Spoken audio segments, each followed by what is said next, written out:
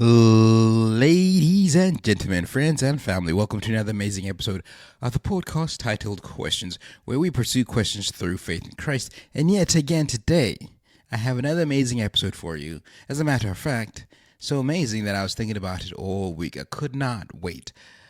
Something just popped in my head during the course of the week. I had a sudden epiphany, and I would like to discuss it. So, without any further ado, without any further delay, let's jump right into it. I have a question I want to ask you, and I want you to think about it. In your deepest, most private space, this is a question for you. For now, it's rhetorical. But just to make it a lot easier for you, I'm going to answer it. You know, I want to ask you, if Jesus was alive today, as somebody who claims to follow Christ, would you follow him if he was physically alive in today's present age? And I will even assume, and I will bet my entire bank account that the answer that you're going to give me is yes. Absolutely. Of course, if Jesus was alive today, you'd definitely, undoubtedly follow him. Absolutely. But I want to give you a context. I'm going to give you context to further just go deeper into that question. Just looking at Christ, the biblical Christ, the Christ who was walking the four corners of the New Testament narratives. We know that he was a carpenter. We know that he was poor. He was not rich. He walked around with a few disciples. He was controversial. And he didn't own a home. He didn't have a place to live or stay. Just stayed wherever he had to stay, whether it was in the house of people or wherever. He did not have a life like we have it today. And he walked. These people walked kilometers, hundreds of kilometers, just to get to where they got to. And sometimes, perhaps, maybe even scorching heat. Sometimes during the winter.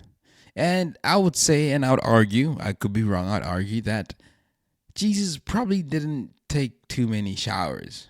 Like not having a place, a home, or a place that you designate as home, hanging around with fishers. He does not necessarily strike me as the most hygienic person. So I'm talking about that Jesus in that context, that guy who was not popular with the politically aligned religious scribes and Pharisees. He was not liked by them. So I'm talking about that Jesus who said to a rich young ruler, he said, "Sell everything you have and come follow me." The Christ who said upon somebody, giving him, just asking Jesus to wait so that he can go bury his parents, he'll come back and follow him. And he says, "No, just come follow me. Let the dead bury their dead." I'm talking about that guy. I'm not talking about the Jesus with the blue eyes and the nice blonde hair, the Caucasian guy that we like to play this worship music to, and so we can get all emotional about him because he's somewhere out there in the cloud in the skies. No, I'm talking about that guy in the four corners of the New Testament narratives. That guy who was walking around, not necessarily making friends with religious people, but the guy who was hanging out with prostitutes. Like, I want you to imagine that. I'm think about the street corners, the most, where like, I don't know, maybe where prostitutes hang out in your neighborhood. I don't know where. You see Jesus standing there talking to these people, doing, I don't know, that Jesus, whom you most likely going to have to follow to wherever he goes, and he's going to take you to probably the most awkward places that you probably will not want to be seen in, but because he has his mission, he just does whatever. I'm talking about that Jesus. And that, like, I want to be honest with you because I know it's very hard to be honest. The right answer to that question is yes, I'd follow Jesus if he was alive today. I would say no. Um, I'm being, I want to say yes, but thinking about all of the things that I just listed, Jesus comes and he tells me, "Hey, sell everything you have, um, give the money that you got from that, give to the poor, come follow me." Like I don't even get to keep the money of the things that I sold. So I'm being realistic. That's something I'm challenging you, because I think it's easy to think that we actually follow and serve Christ when we hoard wealth, when we buy things that we don't need, when we don't think about the poor. It's nice to have a nice small little idol of Jesus that we have to ourselves that we can, that we can mend and bend to our liking. But the real question is, if Christ was alive today, I'm talking about that Christ who you read about in the four corners of the New Testament narratives. Would you follow him? He says to you, sell everything you have and give it to the poor and come follow me. Perhaps maybe you're mourning a loved one. He says, no, let the dead bury their dead and come follow me. You're not going to have a home. I don't know. I think he'll probably have a car because he traveled with a donkey, he traveled through boats, and I mean to go get wherever he's going. I think he'll probably have a car. So I don't know what job you have. Maybe you have like a nice lucrative job. Well, he's definitely going to say to you, sell everything you have, quit your job, and come follow me. You don't give a 2 weeks notice to your boss. So that's where I'm coming from. Would you actually follow Jesus? Because I was thinking actually this week, despite asking myself that question, do I actually genuinely really follow Christ?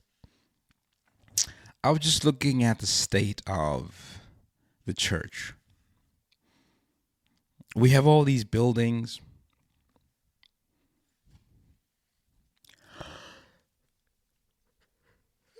Things that I know for a fact, that you also know for a fact that God does not value. And I've spoken about this before. I don't know which episode number, but I've spoken about this before. Like, clearly God does not care about the buildings that we have. Those buildings that are empty 95% of the times. The buildings that are empty that we don't even use to house the poor, the homeless. We don't turn them into shelters, but we like to keep them nice and clean, so we can just be there for only about 3 hours a week and do the deed.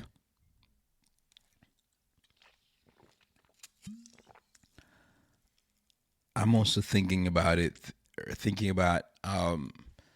being in a church service yesterday. At the time of this recording, you know, during the worship service, there was music playing, and I saw myself there. People were kneeling, praising Jesus.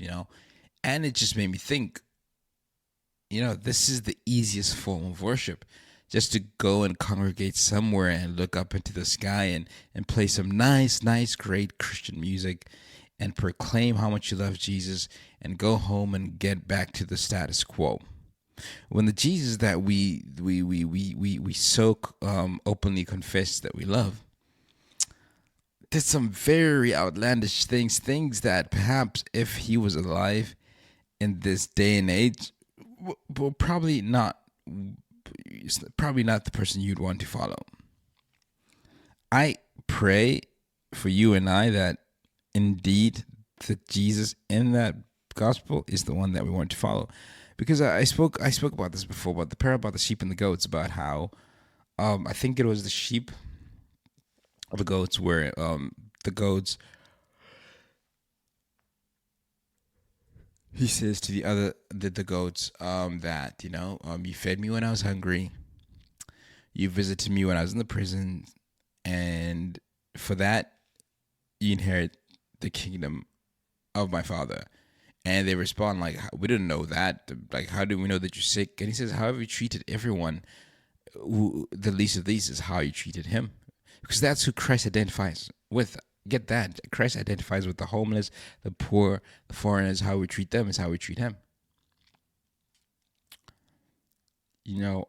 So that is the true essence. That's Christ in his truest form, if I can put it like that.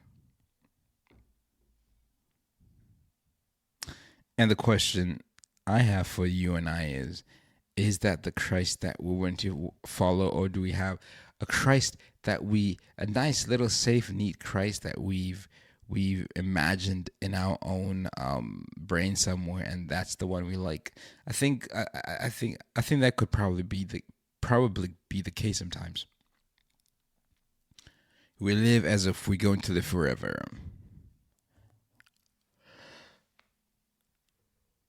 We live as if, excuse me, I'm a bit tired. I just hit the gym and I ate a lot of sushi, and I should have not done that. Now it's rendering me tired, but I think that's the question that I would love to leave you with. Something that you can think about, and just, are you ready and prepared to follow Christ? I know the first obvious answer is yes, but in your own deepest private moments, I think you can be real and give an honest answer instead of having to discuss with the people that you most of people who pressure you to give a specific answer that is most likely not true to you. But that being said, I also want you to also remember this: God is full of grace and love, and you may or may not follow Christ. But as a child of God in Christ, remember you are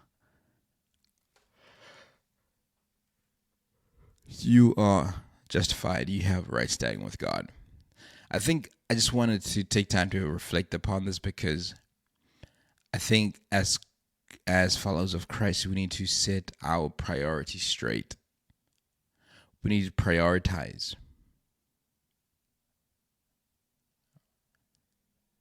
Anyways, I'm going to sleep on the microphone if I keep talking. I hope this episode today has served you well, and I hope in that you can find and bridge the narrative between yours and Christ.